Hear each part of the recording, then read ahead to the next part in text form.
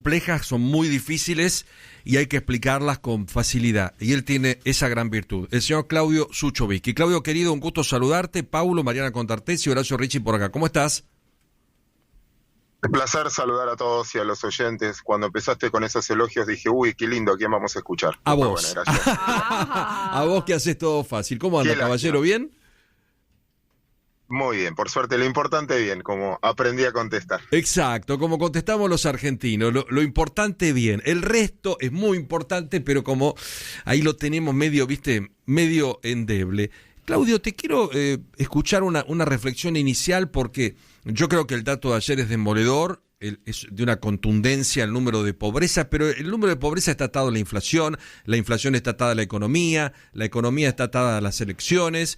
No veo candidatos que discutan el día a día de la gente, hablan de cosas muy macro, que dolarizamos, que no dolarizamos, que el Banco Central, que no el Banco Central, y en 24 días votamos tratando de pensar que Argentina a partir del 10 de diciembre, con quien gobierne, sea quien sea, tiene que estar mejor.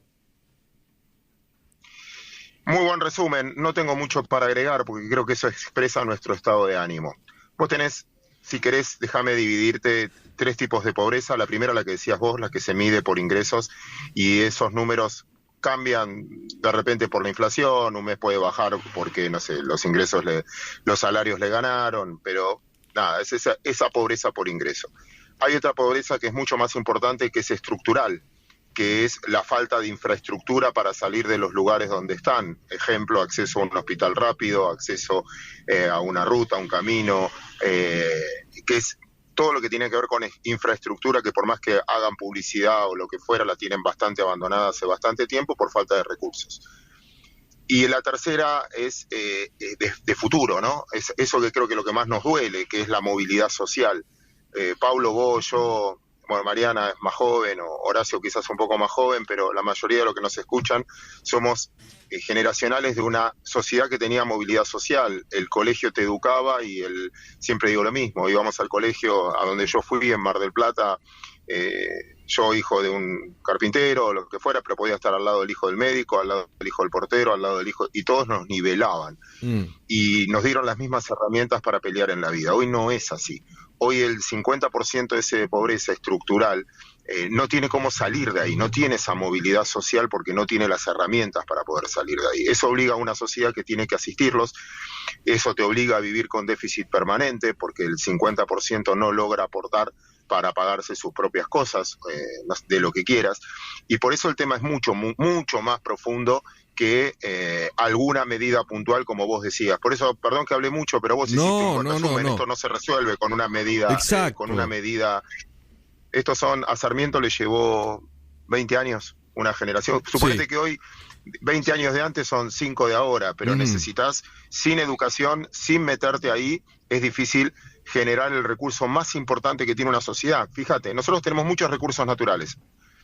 Los países más pobres del mundo tienen muchos recursos naturales. No te sirve solo con recursos naturales. Capital tampoco es un problema de capital, porque en el fondo hay plata, hay un montón de plata. Es más, nos prestaron un montón de plata. El tema es el recurso humano para poder aprovechar eso, y cuando vos medís la pobreza y la riqueza de las naciones, gran libro ese, te vas a dar cuenta cuando vos ves los países más ricos del mundo, no tiene que ver con su recurso humano, no con su capacidad de innovar. Qué complejo, porque a esto que vos sumás y que yo a veces me acelero y digo, no, 2 o 3 medidas, no, son décadas que va a haber que utilizar, y además con otro grave problema, porque no tenemos esa movilidad ascendente y tenemos una terrible situación planteada también por la dependencia hacia las drogas en gran parte de la sociedad, que quedó sumida en una adicción que tampoco cuidamos y que tampoco tratamos, y decís, bueno, pero ¿por dónde arranco? Porque 6 de cada 10 niños adolescentes en Argentina viven en hogares pobres, 6 de cada 10 no comen 4 veces por día, y hay un número importantísimo también de gente que hoy está sumida en adicciones casi sin posibilidad de tener como mínimo un sistema que lo asista y que trate de por lo menos en la lucha cotidiana de todos los días sacarlo de un cuadro tan difícil, ¿no? Tal cual, que es, a veces yo no soy menos autorizado para hablar, es solo porque tengo el micrófono ahora, no tengo nada para decir o no tengo ningún valor agregado. Hay especialistas que se dedican a eso, pero muchas veces la realidad hay que taparla de alguna manera y cada uno la tapa como puede, y en eso, o para no enfrentarla, y prefiere vivir en otro mundo en ese caso, ¿no? Por eso me parece mucho más relevante que una medida económica es entender como sociedad que hay que hacer algo completamente distinto a lo que está llevando ahora. Yo creo que hay que volver a algo, por eso voy a hablar mucho más de educación o de incentivos, de tener los incentivos correctos.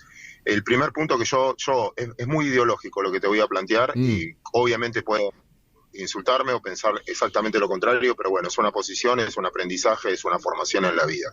Yo creo que se dañó mucho, sobre todo los últimos 4 años, se dañó mucho algo que para mí es fundamental para que haya movilidad ascendente, como decías vos, que es el mérito, el esfuerzo, entender que la plata se hace trabajando.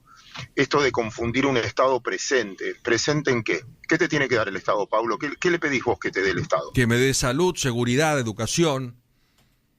¿Te dio algo de eso? Mira, tenés el mayor gasto público. Este dato que te voy a dar es incontrastable. Esto sí no se puede discutir. Porque es dato, tenés el mayor gasto público de la historia con el mayor nivel de pobreza de la historia argentina. El mayor gasto público con uno, si querés, de los niveles de pobreza. Significa que, y no me diste seguridad, porque es el principal problema que tiene la Argentina hoy. Muchos comercios cierran no por un tema económico. Si te saquean y te roban, después ¿cómo repones esa mercadería?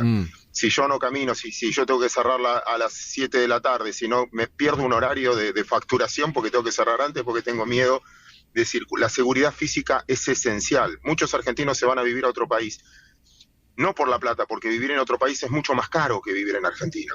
Se van por esa sensación de seguridad. Eso te lo tiene que garantizar el Estado y no estuvo presente. La salud. ¿Cuánta discusión ideológica tuvimos por la Pfizer? ¿Cuál es la vacuna más aplicada en Argentina? La Pfizer. ¿Y qué estábamos discutiendo? ¿Cuánta gente murió por una discusión ideológica que le metiste al Estado? Bueno, todas esas cosas que hay una rebelión contra ese Estado. Educación. ¿Cuántas provincias, y sobre todo muy dependientes del Estado, no tienen 180?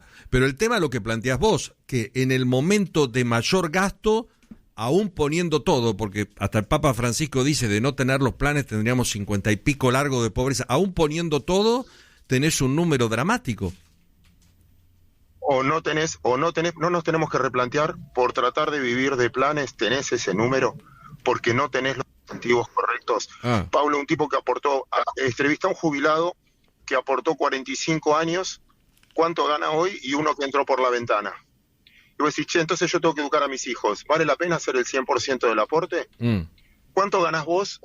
¿Cuántos trabajos tenés? ¿Cuánto te exponés al aire todo el tiempo? Porque sos la verdad que, nada, yo respeto mucho tu profesión, simplemente porque la veo como invitado, como columnista a veces.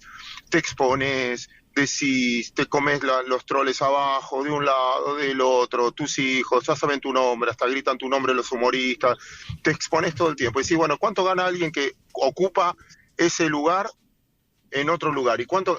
Entonces, todo eso, si vos no tenés los incentivos correctos, y bueno, no te dan ganas de esforzarte, no te dan ganas de innovar, no te dan ganas de emprender. Entonces tenés que depender del Estado. Y yo creo que tenemos el nivel de pobreza porque educamos a una generación o a dos que hay alguien que te tiene que dar todos los derechos y que no tenés obligaciones. Y yo creo que la sociedad argentina era mucho más próspera y puede ser mucho más próspera cuando también entendés que tenés obligaciones. Claudio, veo algunos datos, ¿cómo estás? Veo unos datos de los que marcó ayer el INDEC, que en realidad terminan siendo el primer semestre, y en el medio tuvimos una devaluación fuerte, que sabemos que eso también suma más gente a la pobreza y a la indigencia. Pero me preocupan, entre otros los datos, la cantidad de chicos pobres en la Argentina. 56% menores de 15 años son pobres. Y hay otro dato que me gustaría que me ayudes a contrastar, que es que la Ciudad de Buenos Aires tiene el 17,3% de pobres, pero pegado, dividido por la General Paz, en el conurbano bonaerense, el 47% es pobre. O sea, pasa de 17 a 47. Claro. Bueno, terrible. Digo, ¿cómo lo podemos explicar? Digo, ¿qué hay en la Ciudad de Buenos Aires? ¿Qué hay en el conurbano?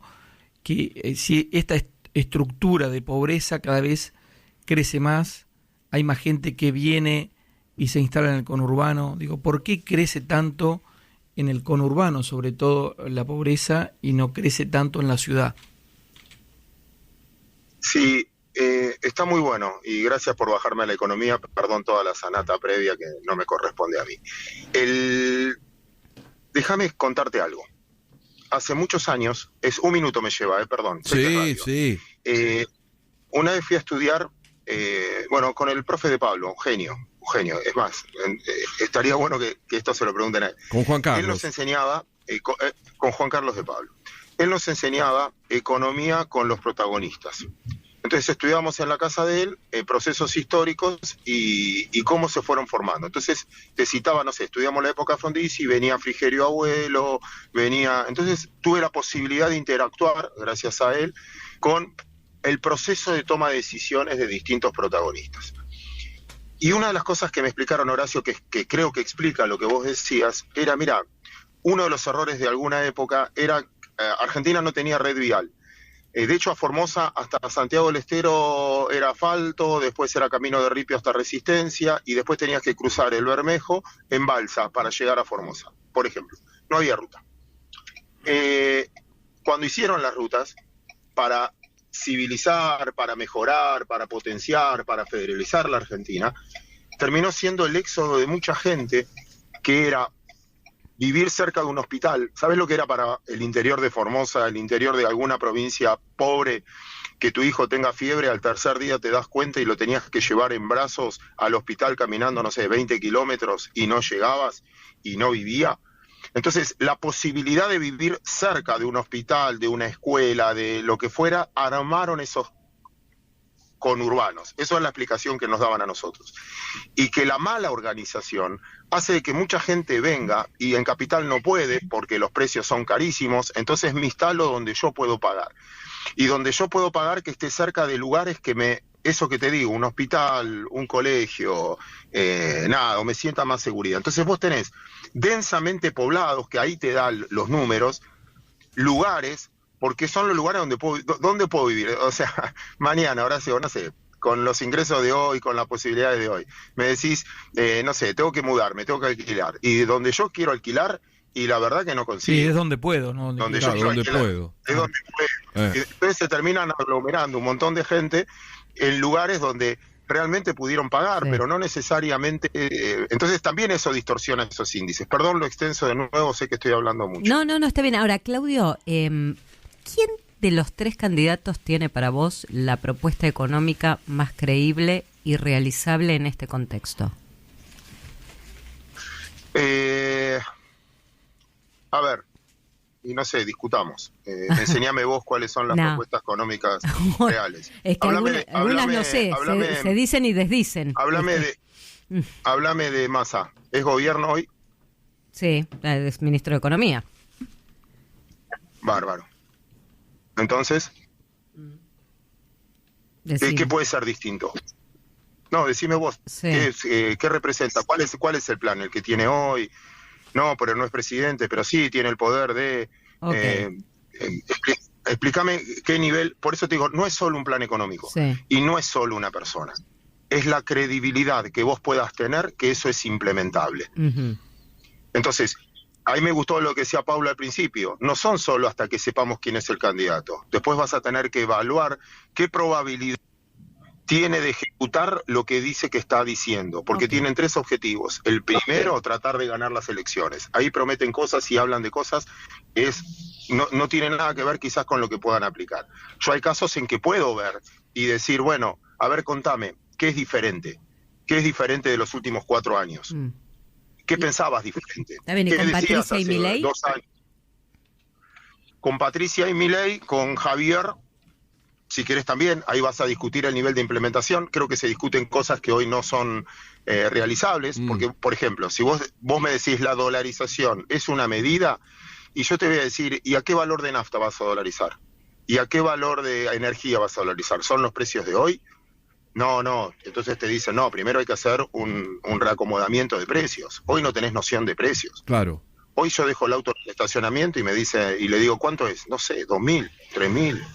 4.000, no sé. Sí, vas a tomar un café y te dicen, no tengo ni idea. Bueno, ¿Y sin Bullrich? Noción de precios.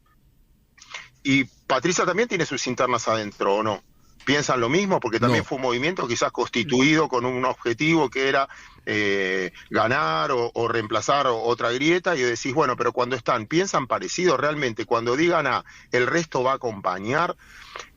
¿En serio que es un tema de personas o es qué queremos como sociedad? ¿La sociedad está dispuesta a cambiar? ¿Está dispuesta a decir, como no sé, en algún momento Grecia tuvo que votar, salir del euro, empezar, y dijeron, no, nos comemos el ajuste, pero no salimos, y después de 2 años ya no vemos esas manifestaciones que vimos en la calle, o Portugal o Israel en su momento, cuando dijo, bueno, no me queda otra. ¿Estamos de acuerdo que vienen 2 años duros? Bueno, estoy dispuesto a hacer ese cambio. Si la sociedad está de acuerdo, bueno, es respetar la votación. Pero por eso te digo, no sé si depende solo de un plan económico. Yo no me animo a hablar de economía hoy. Yo creo que es un cambio cultural, un cambio social importante. Porque con más de lo mismo no... ¿Qué te van a ver, vamos a los puntos. El tema es el tipo de cambio. Devalué porque me pidió el Fondo Monetario, ¿vieron? Entonces les hiciste caso. Ese es tu poder de gobernabilidad. Devaluaste porque el fondo te dijo. Y cuando devaluaste, ¿la gente te creyó? Si al otro día todo subió más de ese 20-22%. Entonces, yo tengo evidencia hoy, y eso es lo que genera el estado de ánimo que tenemos todos, ¿no? La poca credibilidad depende. Entonces, ahí, insisto, es no solo un plan económico, es que una sociedad acepte que, bueno, va a haber que hacer cambios. Duros y largos. Sucho, te mandamos un abrazo grande. Abrazo enorme. Hasta pronto, ¿eh? El señor Claudio Sucho Visky, analista económico, haciendo un repaso que nació de la pobreza y que termina en el 22 de octubre.